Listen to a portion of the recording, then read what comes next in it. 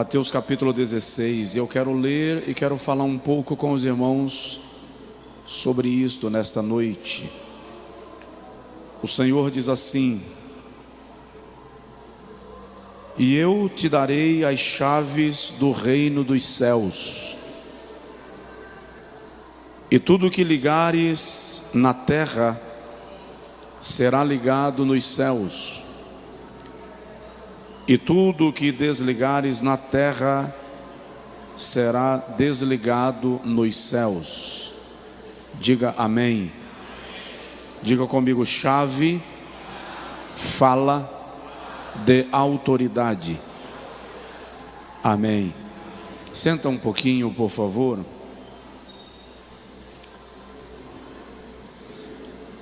Eu quero falar sobre as chaves da cura divina. Aí vem uma pergunta muito interessante: Deus ainda cura? Eu vou perguntar de novo: Deus ainda cura? Sim ou não?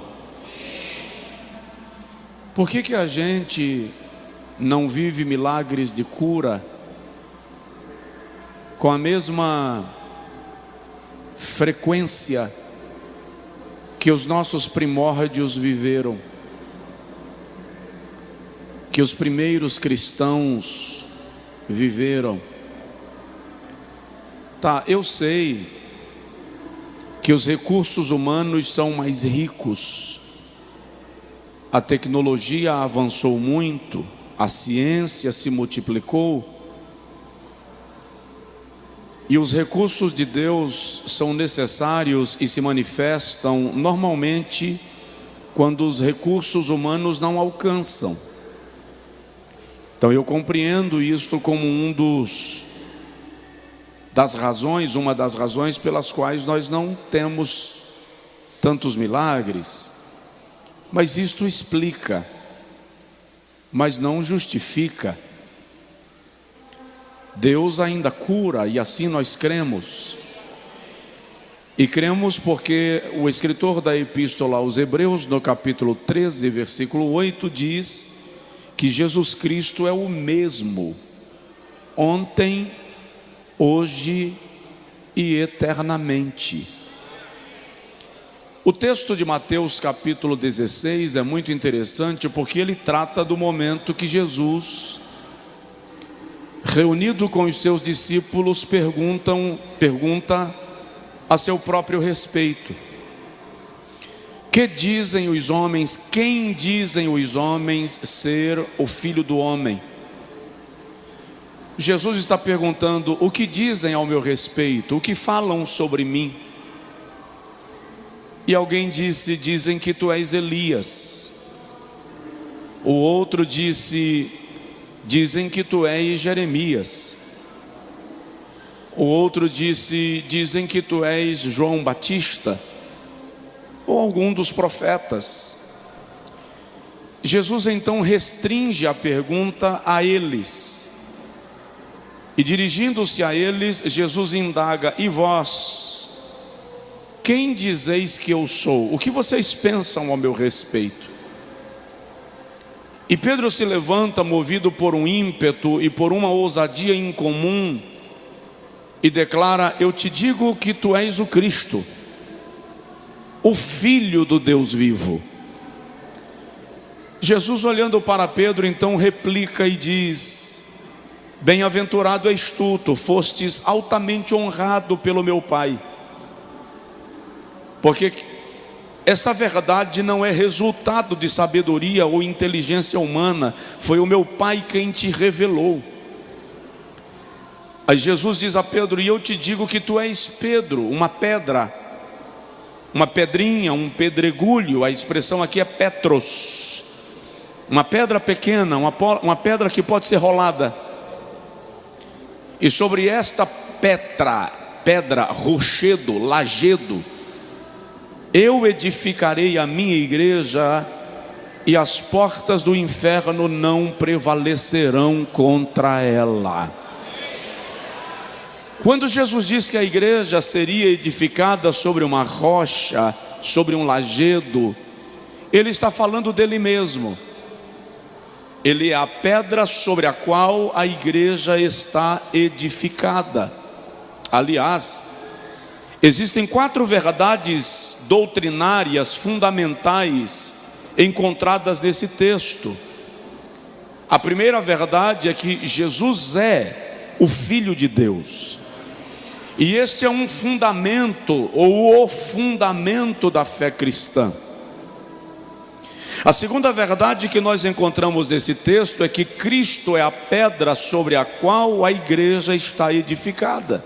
Os homens nascem e morrem, vêm e vão, levantam e caem, envelhecem, mas a igreja está firmada sobre a rocha e ela não será abalada. Aleluia!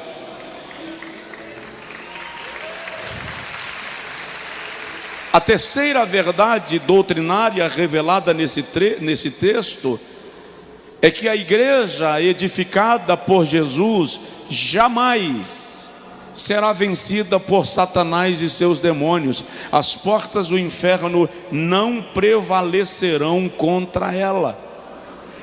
E uma quarta verdade: a igreja não foi posta para se defender do ataque do maligno. A igreja foi estabelecida para avançar, para atacar, para conquistar território, para dominar espaço, porque ela é a igreja do Senhor Jesus. Então o Senhor declara: as portas do inferno não prevalecerão contra a minha igreja. E de repente ele olha para Pedro e diz: e eu te darei as chaves do reino dos céus. Jesus não disse isso para ninguém na Bíblia, só disse isso para Pedro. Pedro representa aqui a igreja munida, revestida de autoridade. Eu te darei as chaves do reino dos céus, e tudo que ligares na terra será ligado nos céus. Estudiosos dizem que a tradução literal desse texto é: tudo que ligares na terra terá sido ligado no céu, e tudo que desligares na terra terá sido desligado no céu. Debaixo dessa interpretação, o que se entende é que a igreja deve ligar aquilo que o céu ligou, e a igreja deve desligar aquilo que o céu desligou. O céu não reproduz a igreja reproduz o céu. Você me entendeu? Diga amém. A igreja reproduz o céu. Mas é muito interessante a gente observar que esta declaração de Jesus a Pedro traz uma revelação extraordinária da autoridade que repousa sobre a igreja. A palavra-chave fala de autoridade, de acesso. A chave te dá acesso ao ambiente que está restrito. Jesus está falando de uma autoridade que é liberada sobre a igreja acerca do mundo espiritual para ser exercida no mundo físico. É óbvio que esta autoridade da igreja é obtida por meio da oração. Esta autoridade da igreja é obtida por meio do jejum, do conhecimento das sagradas escrituras, debaixo do nome de Jesus Cristo. Mas enquanto eu conversava com Deus hoje pela manhã sobre o artigo que eu mencionei, que li, e esse artigo faz uma crítica à fé, faz uma crítica àqueles que creem em cura, àqueles que creem em milagres. E eu estava conversando com Deus muito espontaneamente e dizendo para o Senhor: a tua igreja precisa viver milagres e sinais que testemunhem para o mundo que o Senhor não mudou, que testemunhem para o mundo que o Senhor é o mesmo. Tá para dar um glória a Deus aí? Eu estou falando que Deus não mudou. O real muda, o dólar muda, o presidente muda, a nação muda, a escola muda, as filosofias mudam, as estações mudam. Nós estamos vivendo um inverno em pleno dezembro. Normalmente seria tempo de calor em níveis de 30 graus, 33, e nós estamos vivendo o inverno em dezembro. As estações mudam, mas o Senhor é o mesmo. Ele não mudará. Ele não muda. Então, conversando com o Senhor, Ele me trouxe ao coração isso, algo do tipo: existem códigos de acesso ao ambiente da cura. Existem códigos de acesso ao ambiente do milagre. E eu quero falar sobre isso muito rapidamente hoje. A primeira chave para a cura divina é razão. Diga comigo, razão. Eu vou chamar de propósito. Vamos traduzir. O que você pretende fazer com a cura que recebeu? Qual é o seu propósito? Por que razão o Senhor deve, se é que esse é o termo, lhe curar, me curar? Qual é o propósito? Deus não faz nada sem uma razão óbvia, muito específica. Eu estava me lembrando hoje que Moisés é o homem que conseguiu mudar a decisão de Deus 5 vezes. Por 5 vezes Deus tomou uma decisão acerca do povo hebreu. Moisés argumentou e fez Deus mudar a sua decisão. Capítulo 33 do Êxodo, por exemplo, o Senhor diz a Moisés assim: Moisés, eu vou matar esse povo e de você eu faço uma nação mais poderosa do que eles. Moisés diz para Deus: nem pense nisso. Os inimigos ouvirão que o Senhor os matou no deserto e dirão que o Senhor teve poder para tirá-los do Egito, mas não teve poder de levá-los a Canaã, e por isso os destruiu. E o Senhor, olhando para Moisés, disse: você tem razão, eu vou manter o povo vivo. Tem um outro momento que o Senhor diz a Moisés: Moisés, esse povo é muito duro, eu não vou contigo, porque se eu for contigo, a minha ira se acenderá contra este povo. Êxodo 32. E Moisés diz ao Senhor: se a tua presença não for conosco, nem nos faça sair daqui. Por quê? Como é que os habitantes da terra saberão que nós somos o teu povo e que o Senhor nos escolheu, se o Senhor não estiver conosco? E Deus de novo muda de decisão por causa do argumento de Moisés. No dia que Ezequias orou, Isaías 38, acerca da cura que ele precisava receber, o Senhor disse: coloca a tua casa em ordem, porque você vai morrer, essa enfermidade é para a morte. O profeta sai do palácio, Ezequias vira para a parede e diz: Senhor, lembra-te de quanto tempo tenho andado na tua presença e cumprido a tua vontade. O Senhor disse ao profeta: volta e diz para Ezequias que eu ouvi a sua oração e vi as suas lágrimas, e eu estou acrescentando 15 anos de vida para ele sobre a terra. Razão, propósito. Quando nós vamos orar por enfermos, ou quando nós queremos a cura, somos tão vaidosos que muitas vezes queremos só para provar que Deus nos usou, só para ter um testemunho que enalteça a nossa espiritualidade, coisas desse tipo. Qual é a razão, qual é o propósito para a cura que eu estou buscando? Isaías capítulo 41, versículo 26. O Senhor usa o profeta e diz assim: procura lembrar-me, 43:26, procura lembrar-me, entra em juízo comigo, mostra-me as tuas razões, para que eu te possa justificar. O que o Senhor está dizendo é: argumente, me diga o que você quer e por que você quer. Por que razão eu devo atendê-lo? Eclesiastes 7:25, Salomão diz: eu ocupei o meu tempo para buscar a razão para todos os fatos debaixo do sol. Eu quero que Jesus libere sobre a igreja sinais e maravilhas, mas a pergunta é: qual é o meu propósito nisto? Por que eu quero? Qual é a razão? A igreja precisa retomar a ousadia de orar por enfermos, de interceder por eles, de ministrar sobre eles, mas a razão pela qual nós estamos orando conta muito.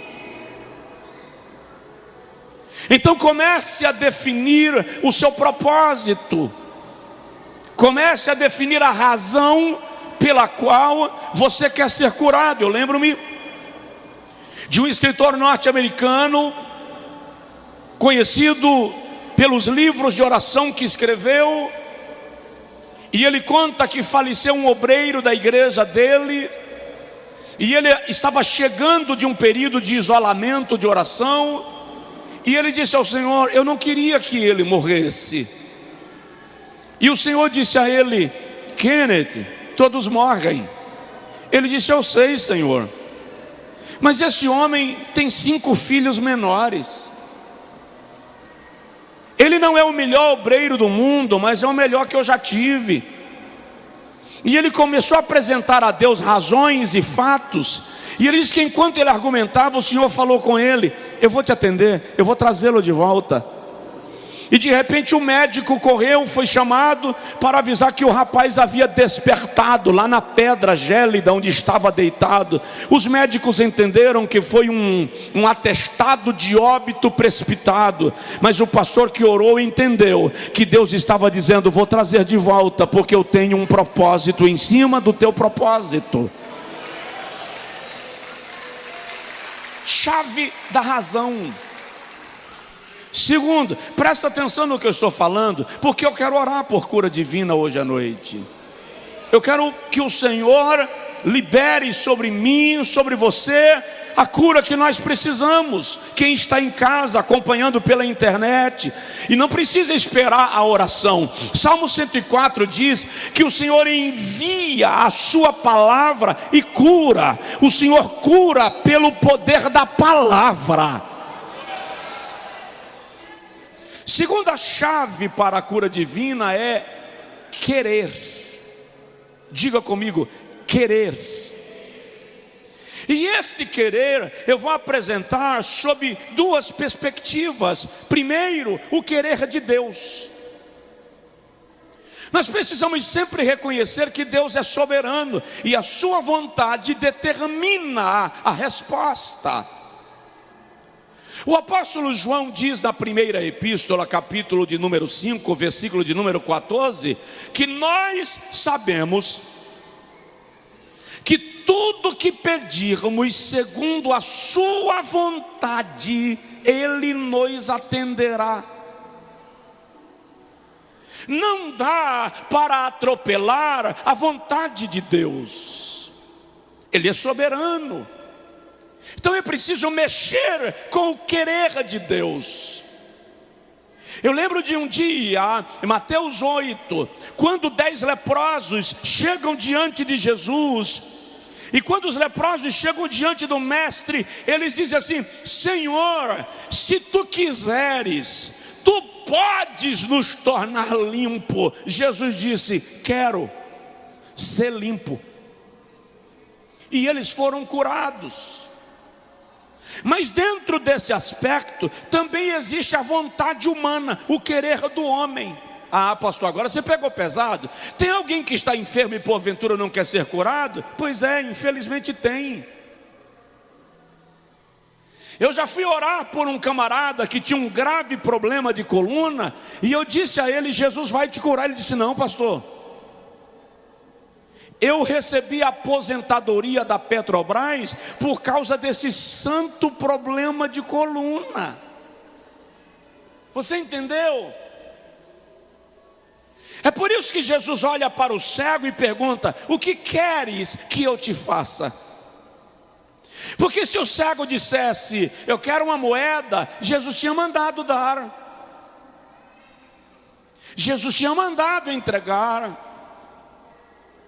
Eu orei uma certa feita por um homem com 2 moletas, muitos anos atrás, e numa autoridade incomum eu disse a ele: solte as muletas e venha ao meu encontro. E ele soltou as muletas e veio andando com dificuldade, chegou perto de mim sozinho. Ele deve ter andado aí uns 7, 8 metros. Quando ele chegou perto de mim, ele olhou para trás e disse: me dá as muletas. Antes da muleta chegar, ele caiu. Você precisa querer, o seu coração precisa desejar o milagre, a sua alma precisa estar apaixonada pelo que você está buscando em Deus. Se queres, podes. E ele diz: quero. Que queres que eu te faça? Eu quero ver. Então vê, a tua fé te salvou. T.L. Osborne é um homem que Deus usou muito com milagres na década de 70, na década de 80. Ele se tornou conhecido ao redor do mundo pela maneira como Deus operava milagres através dele. E ele conta num dos seus livros que ele estava num acampamento de pastores nos Estados Unidos para ministrar. E ele estava em pé olhando as pessoas chegarem para o acampamento. E de repente ele viu quando parou um carrão e um rapaz muito jovem desceu do carro e fez a volta e abriu a porta. E ele pensou: que coisa linda, ainda existem homens que abrem a porta do carro para a esposa. Mas o rapaz, antes de a esposa descer, tirou uma cadeira de rodas e foi e pegou ela no colo e passou para a cadeira de rodas. E Osborne diz que aquilo incomodou um casal tão lindo, e ela num estado de enfermidade. E como Deus usava ele tanto em milagres, ele se aproximou e disse: minha irmã, eu vou orar agora e vou determinar a cura sobre a sua vida. E ela, olhando para ele, disse assim: eu não quero ser curada, eu dei vida boa a esse folgado durante muitos anos, agora ele tem que me pagar cuidando de mim. Existem pessoas que se adaptam, se alimentam, se nutrem da dor e do sofrimento. Elas passam a gostar de serem vistas como vítimas, como coitadinhas. Elas acostumam com o sofrimento, porque está provado que o sofrimento é viciante.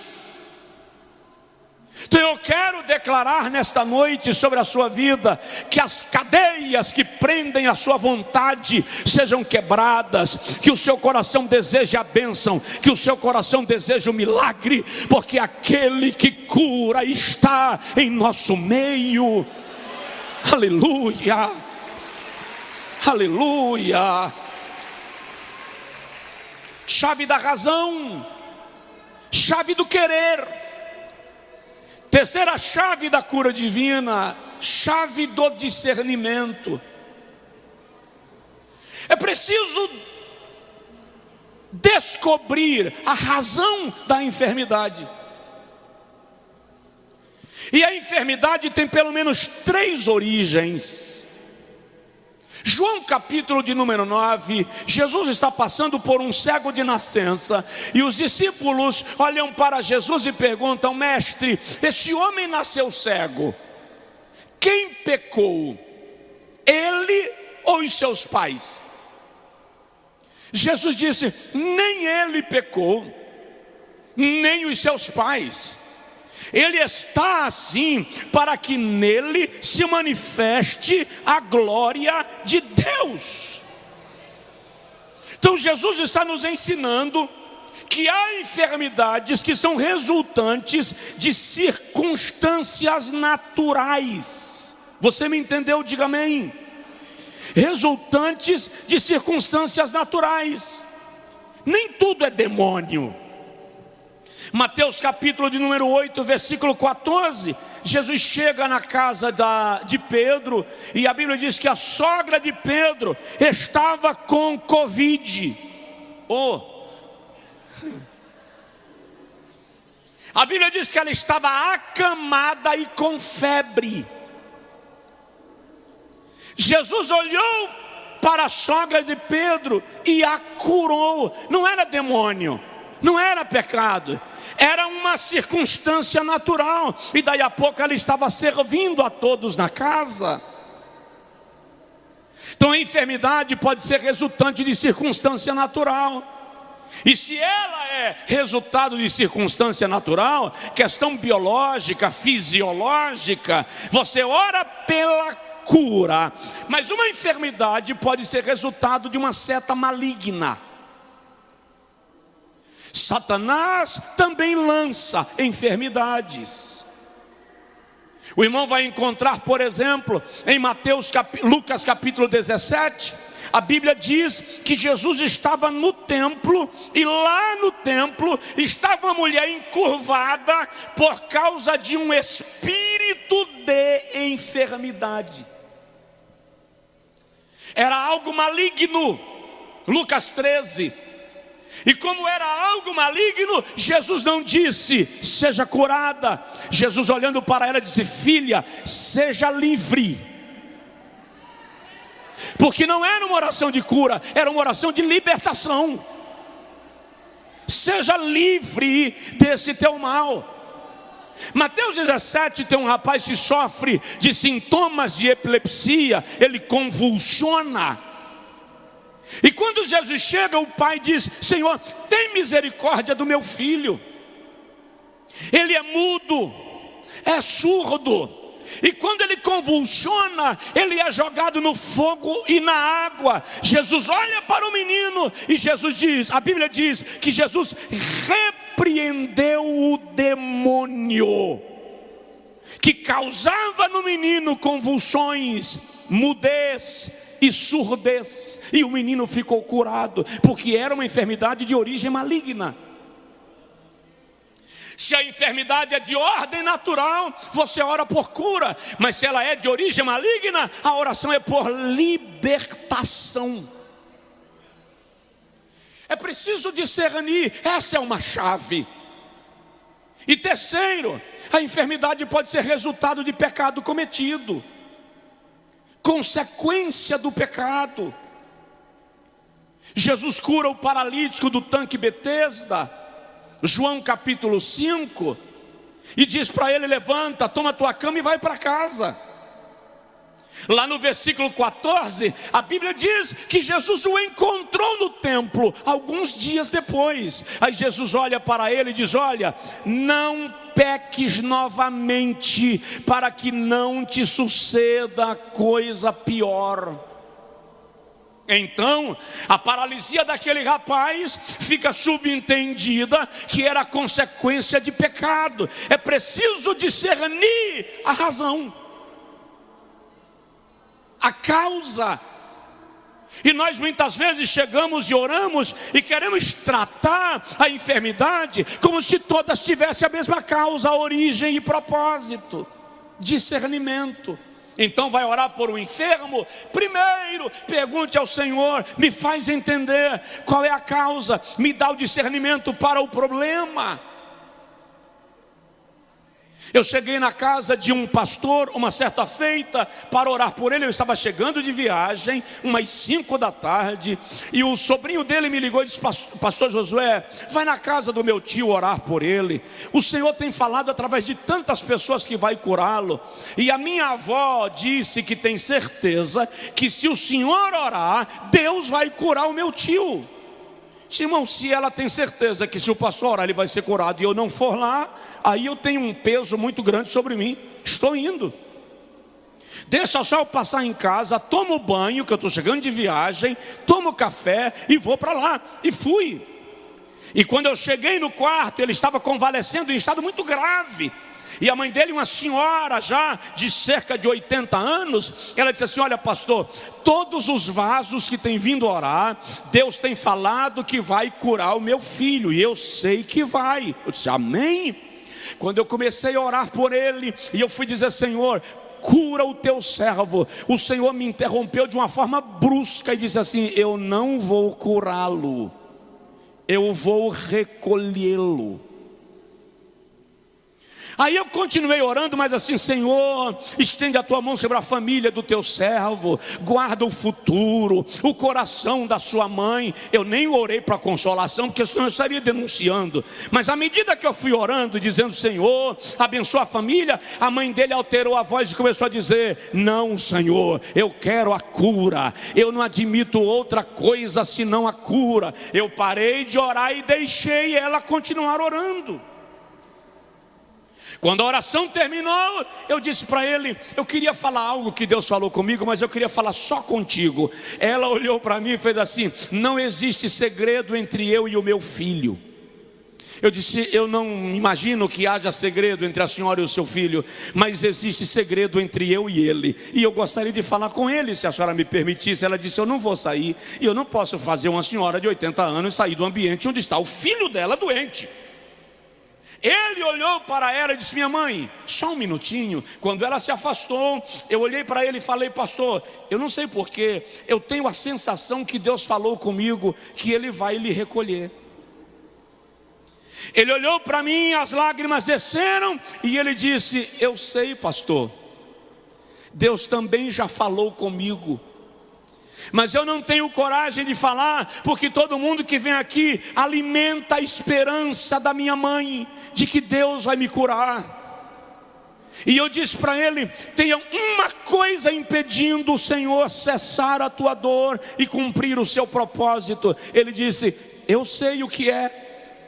Aí chamou a mãe, chamou a irmã, pediu o telefone e disse: liga para minha irmã. Ele era inimigo de uma irmã dele há cerca de 18 anos, não se falavam, não se comunicavam. Quando ela vinha na casa da mãe, ele viajava. Quando ele ia, ela se ausentava por causa de uma inimizade. Ela morava em outro estado, ligaram para ela, ela embarcou naquela madrugada, chegou na cidade cerca de meio-dia. À tarde se confraternizaram, se perdoaram. À noite a família fez um culto de gratidão. 1h da manhã, o sobrinho dele me ligou para dizer assim: pastor, o meu tio descansou. Se você não discerne a causa, você prolonga a dor, você padece sem entender. Eu volto a dizer: o Senhor quer te curar, mas você sabe a razão, a causa da enfermidade. Se é seta maligna, a oração agora é: Jeová, eu repreendo a seta do diabo, eu quebro essa opressão, eu declaro vitória na vida do enfermo. Se é pecado cometido, Tiago diz: confessai as vossas culpas uns aos outros e orai uns pelos outros para serdes curados. Se não houver confissão, não haverá cura. É preciso entender isso. E se for circunstância natural, fragilidade humana, nós oramos para que o Senhor reverta o quadro com cura, porque Ele é poderoso. Vira para o seu vizinho e diz para ele: mas Deus cura. Deus cura. Eu já vou terminar, porque eu quero orar. A quarta chave para a cura divina é submissão. Diga comigo: submissão. Olha para o seu vizinho e diga para ele assim: faça o que Deus mandar fazer.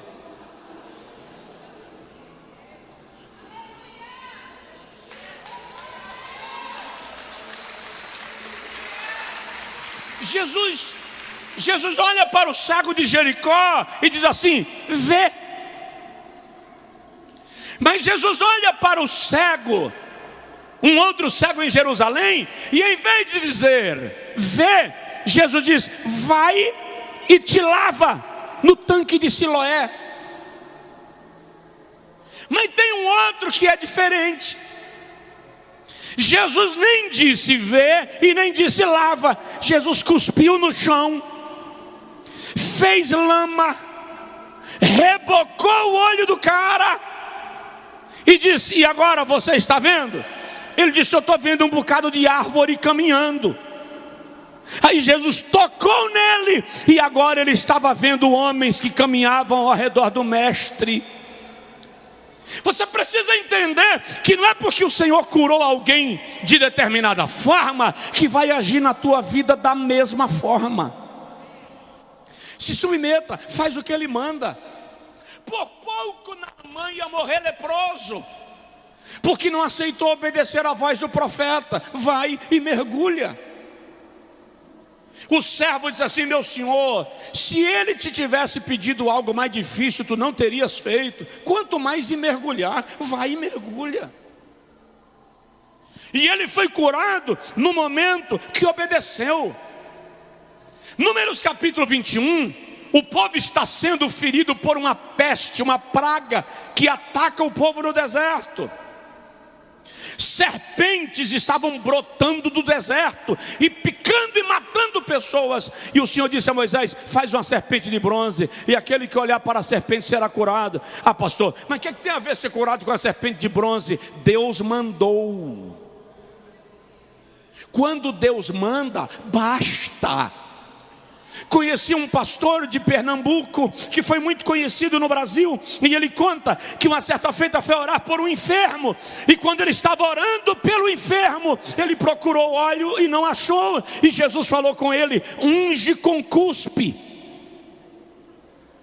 E ele enfiou o dedão na boca e colocou o dedão na testa da criança, e a criança foi curada. Eu conheço um pastor, ele é um dos grandes pregadores do Brasil. Ele tem um problema grave na garganta há mais de 40 anos. Tem 40 anos que o médico disse que ele não poderia pregar mais. E ele falou com Deus: vou perder meu ministério, acabou. E Deus falou com ele: use gelo. Ele só toma água com os blocos de gelo no copo. Mas isso é uma contradição, gente. Gelo não cura a garganta, muito pelo contrário. Mas no caso dele, olha para mim, Deus mandou. Acabou. Deus mandou.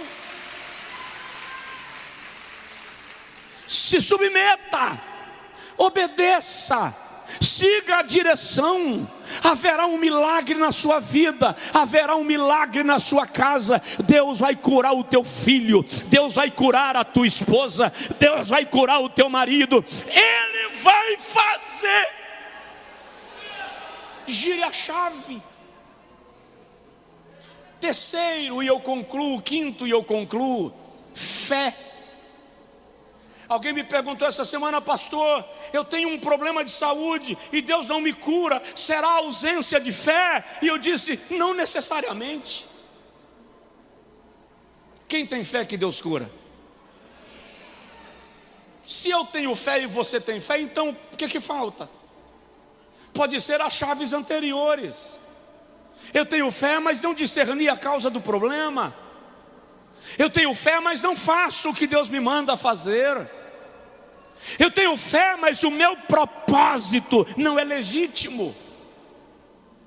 Mas se eu quero cura divina, a chave da fé tem que ser acionada. Jesus diz: se tiverdes fé, Mateus 17, do tamanho de um grão de mostarda, versículo 20, direis a um monte: parte daqui para lá, e ele obedecerá.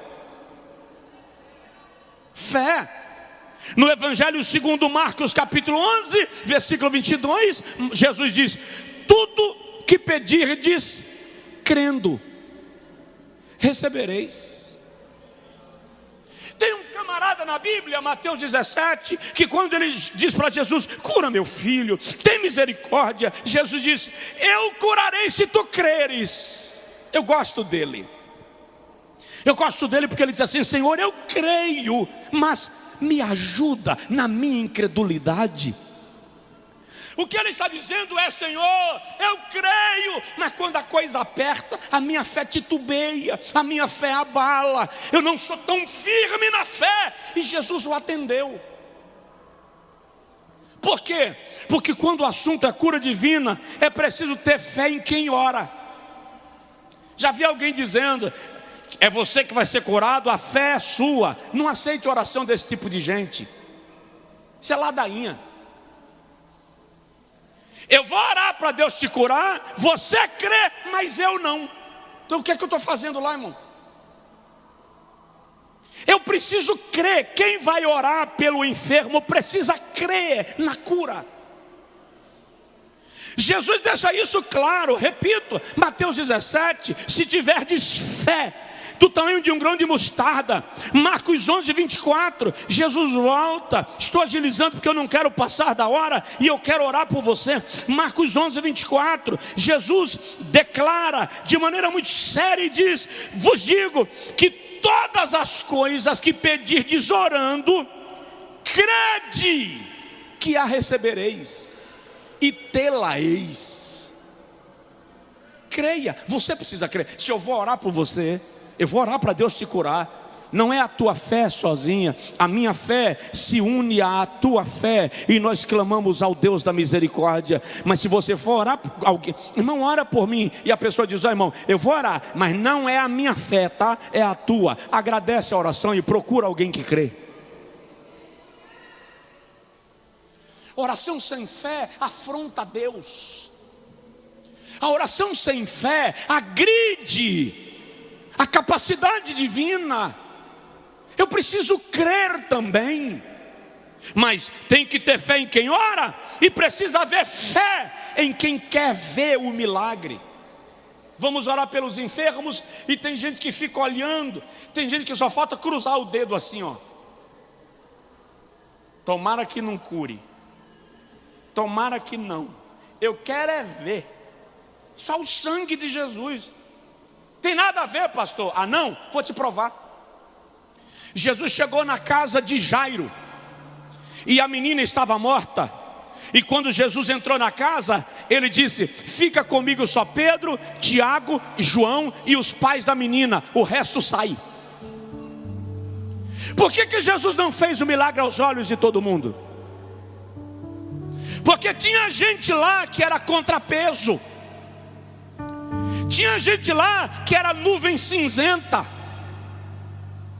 Tem gente que está torcendo para que a tua dor permaneça, porque ele se alimenta do sofrimento alheio. São os parasitas da fé. Marcos capítulo 2, Jesus estava em Cafarnaum. Desceram um paralítico pelo teto para que Jesus curasse. E a Bíblia diz que Jesus, vendo a fé deles, Jesus percebeu que quem trouxe o paralítico também cria. A igreja precisa crer. A igreja precisa se libertar desse cristianismo moderno que é lógico, matemático, previsível. Nós estamos vivendo uma fé bastante lógica, bastante quadradinha. Então nós cremos no óbvio. Só que presta atenção, Deus não é lógico, Deus não é matemático. As coisas de Deus não são naturais. Nós precisamos crer e buscar o sobrenatural de Deus para a nossa vida. Creia, creia. É lícito se tu creres. Se você quer ver milagre, comece a crer nele, comece a orar por ele. E é preciso haver fé em quem vai receber o milagre. Fui orar uma vez por uma pessoa e perguntei para ele. Antigamente eu orava pelos enfermos em todo culto, irmão. Toda cruzada que eu pregava eu orava por enfermo. Eu não sei o que foi que deu de uns anos para cá que eu... Mas hoje pela manhã o Senhor me despertou. E aí eu fui orar por um enfermo e falei: irmão, você crê que Deus te cura? Ele disse: não. Eu disse, espera, não entendi. Deixa eu ver se o irmão entendeu direito a minha pergunta. O senhor crê que Deus pode lhe curar? Ele disse, não. Disse, então não adianta eu orar. Ele disse, eu não pedi para o senhor orar, me trouxeram. Entende? É preciso crer. É preciso que a tua fé... A mulher do fluxo de sangue, Marcos 5, Jesus olha para ela e diz, a tua fé te salvou. Jesus olha para o cego Bartimeu em Marcos 10 e diz, a tua fé te salvou. Você precisa crer comigo. Nós precisamos crer juntos, porque Deus é poderoso para fazer. A mulher Cirofenícia, Mateus 15, Jesus olhou para ela e disse, ó mulher, seja feito para contigo conforme a tua fé. E aí a Bíblia diz, desde aquela hora sua filha ficou sã. Então, 5 chaves. A razão. Qual é o propósito? Querer. Você precisa querer, e quando o teu querer se une ao querer de Deus, o milagre começa a acontecer. Discernimento, qual é a causa do problema? É espiritual? É maligno? É uma circunstância natural? Descubra a causa, discirna, converse com Deus. Submissão, faça o que o Senhor manda. E fé, creia. Fica de pé, por favor. Creia. O Senhor é poderoso para fazer. Agora eu vou fazer uma pergunta. Quem está enfermo, levanta a mão. Vem aqui à frente, eu quero orar com você e por você. Eu preciso de alguns pastores comigo. Aqui tem óleo. Agora, por favor, se não crer, não vem não. Estou falando agora com os pastores que vão orar, tá? Os pastores que vão me ajudar a orar. Se não crer, vem não. Só vem ministrar se crer. Por favor. Eu sei que o Senhor cura. Eu sei que Ele não mudou.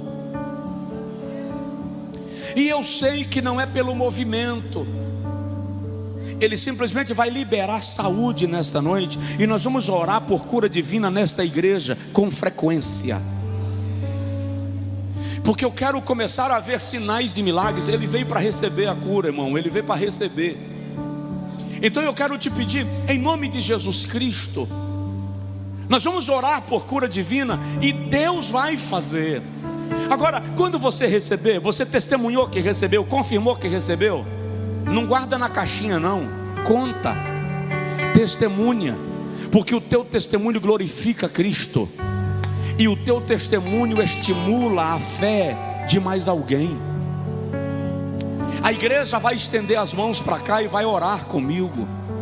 Você que está em casa, Deus é Deus de perto e Deus de longe. Ele atua no local e Ele atua em qualquer lugar, porque Ele preenche o tempo e o espaço. Senhor, eu vou te pedir um sinal. Antes de pedir o que eu quero, porque o Senhor já sabe o que eu quero, eu te peço um sinal. O sinal que eu peço, Senhor, é que a pessoa que for curada nesta noite, ela vai sentir um fogo queimando no lugar da enfermidade. Mas é para queimar forte, Senhor. É para queimar o ponto de incomodar, para não deixar dúvida. Eu te peço que essa pessoa sinta um ardor, como se estivesse queimando. É o sinal que eu peço para a cura no corpo deste homem, no corpo desta mulher, aqui no templo e em casa, no culto online. Eu sei que o Senhor cura, eu preguei sobre isso, e o teu Espírito moveu meu coração a falar sobre isso. E aquele propósito que eu fiz com o Senhor nesta manhã, ó Pai, acerca disto, aceita o meu propósito por tua bondade. Aceito o que coloquei diante do Senhor, mas eu te peço, libera sobre nós milagres, e em nosso tempo, libera milagres. Agora, em nome de Jesus, eu ordeno que a enfermidade que está no teu corpo saia, se afaste, seja repreendida agora. Enquanto os pastores estão orando e ministrando, eu quero declarar sobre a sua vida saúde no nome de Jesus Cristo. Senhor, se o problema for no estômago, se o problema for no intestino, que seja provocada agora a saída, a expulsão. Se o problema é na coluna, eu peço agora, Senhor, coloca no lugar, conserta. Se o problema é um tumor, mesmo que essa pessoa não esteja aqui, ó Jeová, queima agora as células cancerígenas e dá uma ordem de cura no corpo deste homem, desta mulher. Se é no sangue, eu quero agora em nome de Jesus ordenar, seja curado. Eu ordeno em nome de Jesus, seja curada. Onde a mão do teu servo tocar, Senhor, ministrando, onde a mão do teu filho tocar, ministrando, que a cura seja liberada agora. Nós ministramos na autoridade do nome de Jesus. Saia toda enfermidade, saia toda enfermidade. Agora, Senhor, eu te peço, toca na tua filha, toca no teu filho com fogo. Faz o fogo queimar no lugar onde a enfermidade estava alojada.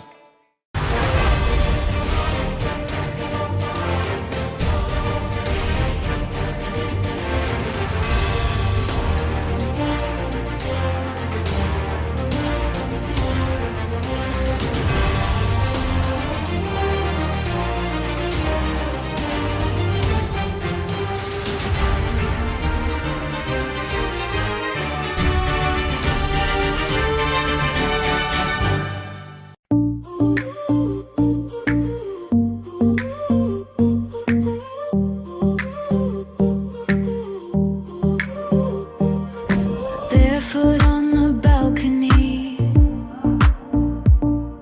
city hums in low degrees, lights drip down like liquid gold.